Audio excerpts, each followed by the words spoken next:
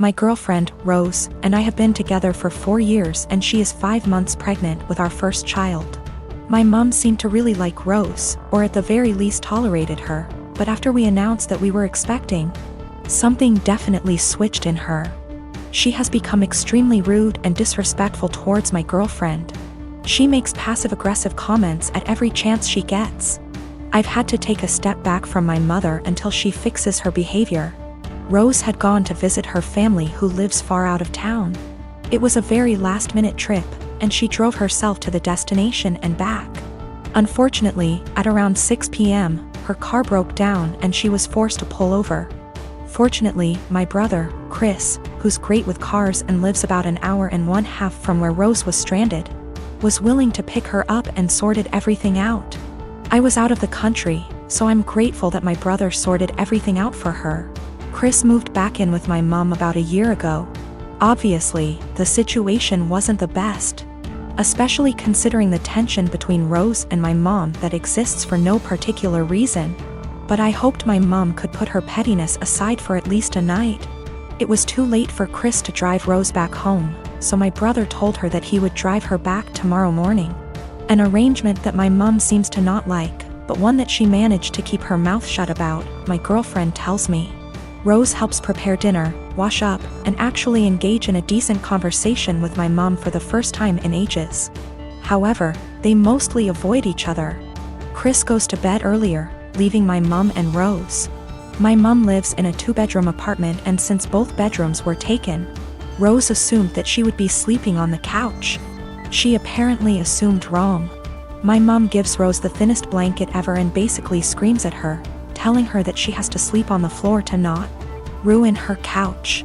She tells Rose to make do with the pillows on the couch and the blanket that provides zero warmth. Rose thought about protesting, but ultimately decided against it. According to Rose, my mom kept opening her door to check if she was sleeping on the couch, so she couldn't even try to sleep on the couch. At 5 a.m., Chris found Rose on the couch and let her sleep on his bed. He ended up telling me, but told me to not make a big fuss out of it. I did the exact opposite. I called my mom, very angry, and told her that she was disrespecting her so badly. She tried to defend herself by saying that she didn't harm the baby, and it's okay for pregnant women to sleep on the floor. But I refused to hear any of it. Chris agrees with me, but told me that I shouldn't make it a fight. I feel like I'm losing my mind. I'm a professional ballet dancer for a living, but I also do some modeling in my spare time. Last weekend, I was doing a latex shoot. Before anybody says anything, it wasn't anything fetish-wise. It was just a shoot that called for wearing more uncommon types of fabrics. My outfit was a black full-body catsuit, so think of a skin-tight garment that covers from neck to toe, including gloves.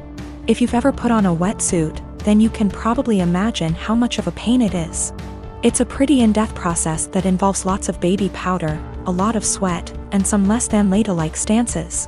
Dressing usually takes anywhere from 20 to 25 minutes start to finish. I always dread it, but can't argue with the results. Anyway, my boyfriend was in my dressing room as I was getting changed. He doesn't always come along for shoots, but I needed him that day because my car is being repaired and we needed to go somewhere afterwards. His one kinda annoying thing is that he talks to me while I'm getting changed, even though I very politely asked him to let me do it in peace. If I'm just putting on a dress or something less complicated, it's not a problem. But with latex, you have to concentrate, seriously. My facial expression is pretty similar to when I'm doing heavy leg presses or squats at the gym, so that the garment slips on correctly and, more importantly, you don't rip it. It's very easy to tear if you're not careful. And a full-body catsuit can cost upwards of $700 to $800 minimum. So as I'm struggling, may have been on the floor on my back with my feet up on a chair, pushing my butt up to get the garment over my hips, he won't stop talking. Come on, girl, you got this. Do you want help? I don't think you put on enough baby powder. Babe, you got this, get that big ass in there. And I politely asked him several times to just let me concentrate. He responds by saying, relax, I'm just trying to help, before patting me on the butt. I'd had enough. I demanded he stand outside because he was being super distracting and I couldn't afford to rip the garment. I didn't ask him to help because there's a technique to getting latex on and he doesn't have it. He got all pissy and was like, whatever, maybe you need a bigger size anyway, before leaving the shoot completely and taking the car. I had to get an Uber home after the shoot. On one hand, I was getting super frustrated, I was hot and sweaty, and combined with my kinda short temper, I was getting pissed off that I couldn't get the suit on. On the other hand, I asked him multiple times not to comment or distract me. And I never indicated that I was in the mood to be touched. I am 17 female, have a child Aaliyah, she is 6 years old, with my ex Jacob, he is 33 years old. He has a new girlfriend Regina, she is 27 years old. We just finalized a court order he requested after meeting her and currently have complete 50/50 custody. Regina has always been a little too involved and believes that since she trains parents to parent, she knows everything. Every time I ask Jacob for help with Aaliyah, he comes with suggestions from Regina instead of workshopping things between the two of us. She has been overstepping for years. Jacob and I are pretty much parallel parenting now and do everything separate, including birthdays and even parent-teacher conferences. He brings Regina with him to his meetings. Regina picks Aaliyah up from school every day because I don't get off work in time, and he did not want to pay for the after-school program, since he did not need it during his time.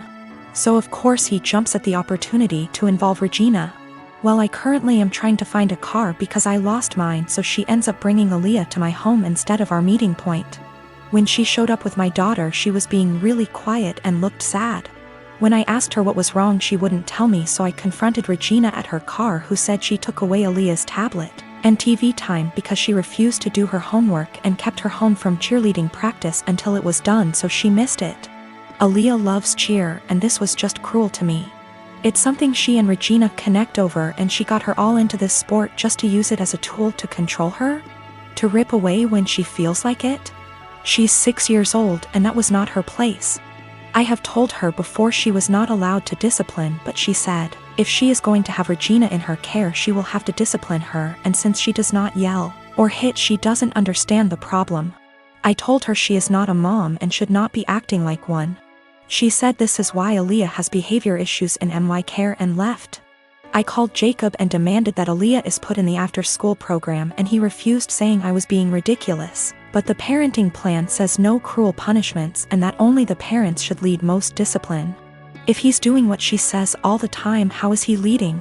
Now she is refusing to bring her to my home, and I have to Uber to the meeting point, which is costing me loads of money. Is this something I take them back to court about? Edit to add that she keeps her for a couple hours after school until I get off. That's how she had enough time to discipline her. Yes, there is a clause about meeting partners. She's been around a few years, that's not the issue. She's just too involved in parenting and has been for a while. I feel like there are certain boundaries that should be in place and certain things only parents should handle, like discipline and PT conferences, etc. She claims she kept trying to get her to do her work, but she just refused, saying she wanted to play on her tablet instead. She should have called me or her dad when this happened. Cheerleading was Regina's idea. She was a cheerleader and pushed for Aaliyah to join. Aaliyah fell in love with it, and now I feel that Regina is using that to control Aaliyah. Do what I say or no cheer. She's 6. If she kept refusing to do her homework, she should have called me to discuss a consequence. If she's alone with Aaliyah during either parent's time, she needs to discuss with both parents what the course of action should be for discipline. She is not a teacher. She is not a professional we are paying for, therefore guidelines need to be followed. I am a 33 years old woman, the breadwinner of our household. I have multiple, highly specialized degrees for a niche industry. I make $200K plus, with potential to get in the 600 MS range. My company has not been hit that badly by COVID, so most of us have kept our jobs, but we're held to strict standards. My husband has a broad degree / work experience. He quit his job right before COVID hit, hoping for a better job in the meantime, and I was supportive. He spent a ton of time applying to various jobs, and finally landed an interview at Organization X. This is his dream job, in almost every imaginable way. I can't be detailed. However, it's paying about $65K a year, which would be fine, except this job directly puts my job stability at risk. My company and this org are adversarial, at best. My field is extremely secretive, and if clients discovered my spouse was working for a competitor, I would be permanently tainted. I wouldn't be able to get a job in the industry forever. I know this sounds like an exaggeration, but I promise you, it absolutely is not. It'd be like if I worked in protecting the privacy of celebrities, and he worked for TMZ. If he tapped my car, got into my work devices, he could use that to advance his career. And any trust one have in this field will be gone. Even if I trusted my husband not to do that, my clients and company don't. Worse, B//C my background is so specialized, this is the only field I can work in. I asked him to drop from consideration for this job, since if he got it, we'd lose my income. $65K a year cannot support us in this city. Plus, he does not have to work for this organization. Even if the job market is awful right now, his background gives him access to a wide range of jobs, but I only have this one niche field. He was extremely angry and said I was selfish and only cared about money. I told him that if he wanted to go back to school for an advanced degree or just be unemployed for a while, I would support him. But taking this job isn't possible. He continued the process behind my back and got the offer. He wants to accept it, B//C. He says his career needs to take priority and that I wasn't being a supportive wife. I feel so betrayed, and I've contacted all relevant higher-ups in my company to inform them. I notified them as soon as he got the interview. B//C. It's better coming from my email than from a background check. I told him he could decline the offer, W// me watching him physically decline it. Or he could accept the offer and move out immediately. I would pay for him to stay 2 weeks at a hotel, and we would begin divorce proceedings. My company is willing to take care of all of my legal fees. I feel